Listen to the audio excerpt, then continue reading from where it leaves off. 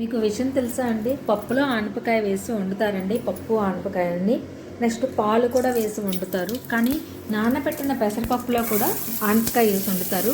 కాకపోతే ఇది ఆనపకాయల పప్పు అంటారండి.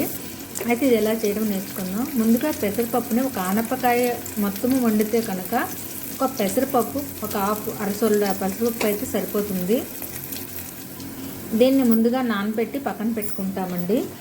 మనము పెసరపప్పు వేస్తాం కాబట్టి అది కొంచెం మెత్తగా ఉడకాలి. ఇందులో ఆనపకాయ కూడా మెత్తగా ఉడుకుతుంది కాబట్టి దీన్ని కుక్కర్లో పెట్టుకుంటే బాగుంటుంది.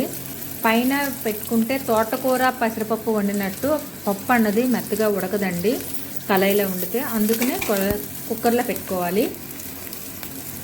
ముందుగా మనం కుక్కర్ పెట్టుకొని అందులోన ఆవాలు జీలకర్ర కంపల్సరీగా వేయాలండి. ఎండుమిర్చి, ఉల్లిపాయలు, వెల్లుల్లి వేసి బాగా వేగనివ్వాలి. వేగిన తర్వాత అందులో కరివేపాకు వేస్తాం. లాస్ట్లో కొంచెం అల్లం ముక్కలు వేసుకుంటామండి. వేసిన తర్వాత మనము ఆనపకాయని ఎప్పుడు ముక్కలు కడగకూడదండి.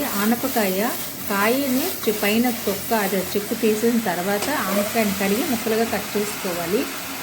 ముక్కలు ఇప్పుడు కూరగాయలు మనము కడిగినట్టుగా ఆనపకాయ ముక్కల్ని ఎప్పుడు కట్టకూడదు. అందులో వాటర్ పట్టేస్తుంది. మష్రూమ్స్ కానీ ఆనపకాయ కానీ ఇలా.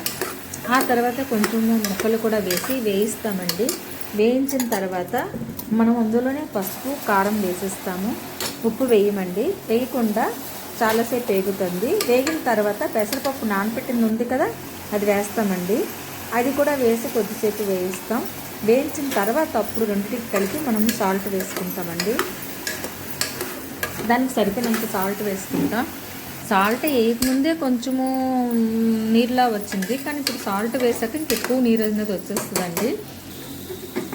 దీనికి పైన లిడ్ పెట్టడమేనండి. పైన మనం మూత పెట్టేస్తే ముద్దకూరలాగా చాలా టేస్టీ.